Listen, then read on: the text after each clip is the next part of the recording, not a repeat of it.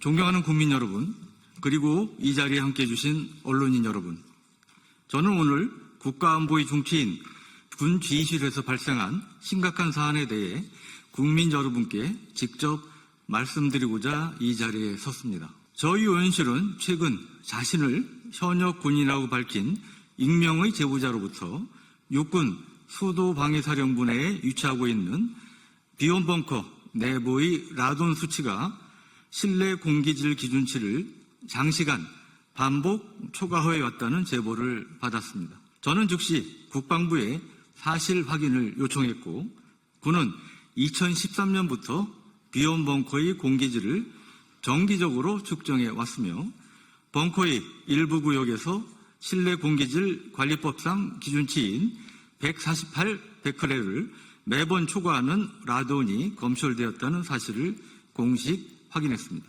문제는 단순한 수치 초과에 그치지 않습니다. 국방부 시설국은 문제를 인지하고 지난 10여 년간 100억 원이 넘는 예산을 투입했지만 이 위험한 환경을 개선하지는 못했습니다. 특히 2020년부터 22년까지 실태 파악 및 저감 방안 수립을 위한 전문 연구 용역을 실시했고, 2023년과 지난해에는 약 7억 8천만 원을 들여 저감시설 보강공사까지 진행했지만 최근 측정치 역시 기준치를 여전히 상회하고 있습니다. 제 옆에서 보실 수 있는 표는 최근 5년간 군이 비온 벙커의 일부 지역에서 측정한 라돈 수치입니다.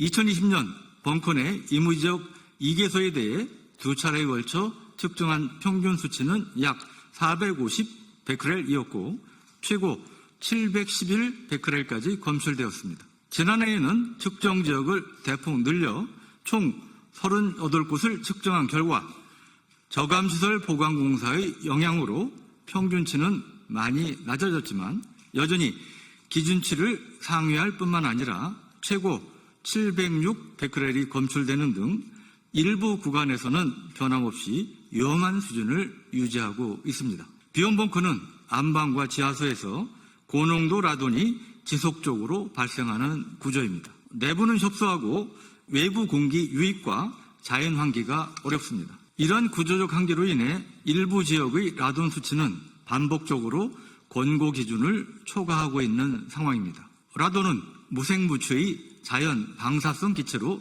1급 발암물질입니다. 세계보건기구 WHO는 흡연 다음으로 폐암의 주요 원인으로 라돈을 지목하고 있으며, 특히 밀폐된 지하 공간에서는 지속적인 건강 피해를 유발할 수 있음이 과학적으로 입증돼 있습니다. 이처럼 비온 벙커는 그 위험성이 명확히 확인된 장소입니다. 벙커 내 모든 구간에 걸쳐 공조장치를 추가로 설치하거나 공조 설비의 용량을 증설하는 것이 가장 효과적인 저감 방안이지만 공간 부족으로 사실상 매우 어려운 상황입니다. 또 공조장치를 완벽히 보완하더라도 일부 장치가 고장을 일으킨다면 해당 구간은 고스란히 고농도 방사능 노출 위험에 놓이게 됩니다. 우리나라의 대표적인 라돈 전문가이자 비온 벙커를 직접 방문해 그 구조를 확인한 경험이 있으신 조승연 연세대 명예교수도 비온 벙커는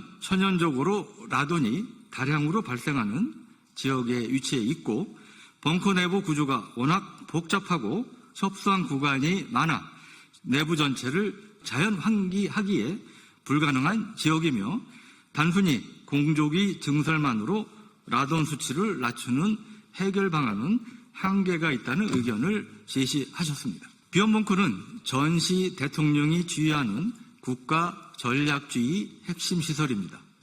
매년 한미연합연습이 열리는 공간이기도 하며 미군 일부도 이 공간에서 함께 훈련합니다. 그럼에도 국방부는 주한미군 측에 비정상적인 라돈 수치에 대해 통보조차 하지 않았습니다. 한미동맹 정신을 훼손할 수 있는 행태입니다. 더욱 놀라운 점은 지난해 10월 창설된 전략사령부 일부 참모부 요원 약 40명이 비온 벙커에 상주하며 근무했었다는 사실입니다. 국방부는 사전에 전략사 지휘부에 라돈 수치 초과 사실을 공식적으로 알리지 않았고, 이 사실을 몰랐던 전략사는 공조기를 평균 약 30% 수준으로만 가동한 상태에서 우리 장병들을 3개월가량 고농도 라돈에 무방비 노출시켰습니다.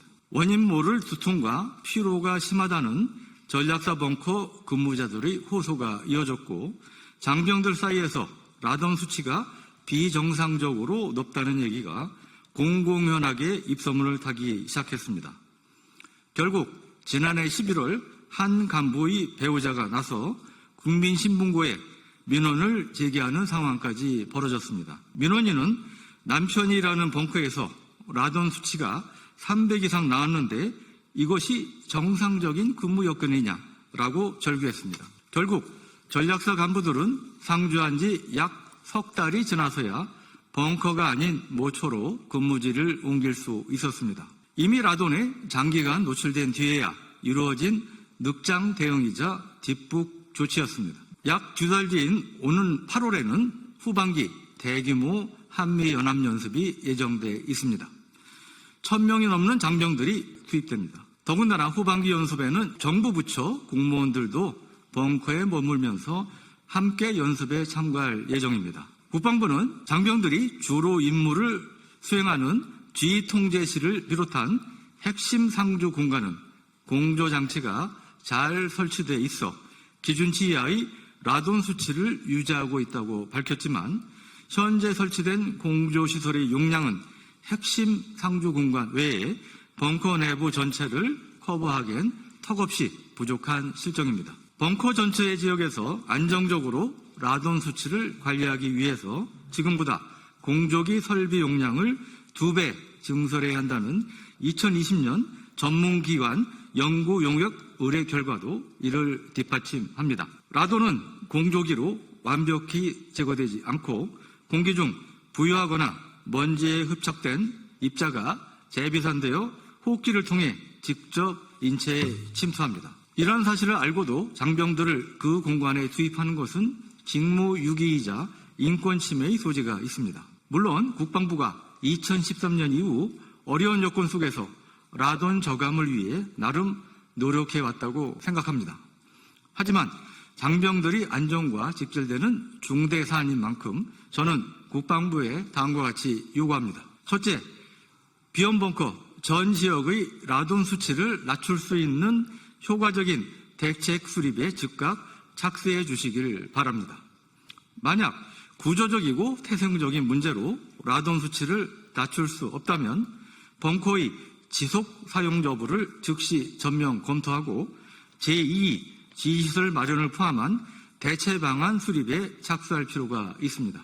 둘째, 이달 말까지 완료 예정인 전략사 간부 40여 명에 대한 전수 건강검진을 철저히 시행하고 만약 건강 이상이 발견된 간부가 있다면 치료에 만전을 기해 주시길 바랍니다. 국가가 장병들의 건강을 보살펴주지 않는다면 무슨 점치로 우리 장병들에게 국민의 안전을 지켜달라고 요구할 수 있겠습니까? 셋째, 이번 사태에 대한 책임 소재를 분명히 하고 향후 유사 사례가 발생하지 않도록 실효적인 대책을 마련해야 합니다. 미 국방부는 1990년대 중반부터 군사시설의 공기질 관리 강화를 추진해 왔으며 2018년부터는 라돈 저감을 위해 전수조사를 실시하고 공기 배출 및 환기 시스템 강화 등 대대적인 조치를 통해 모든 군사시설의 라돈 농도를 148 베크렐 이하로 유지하기 위해 노력하고 있습니다.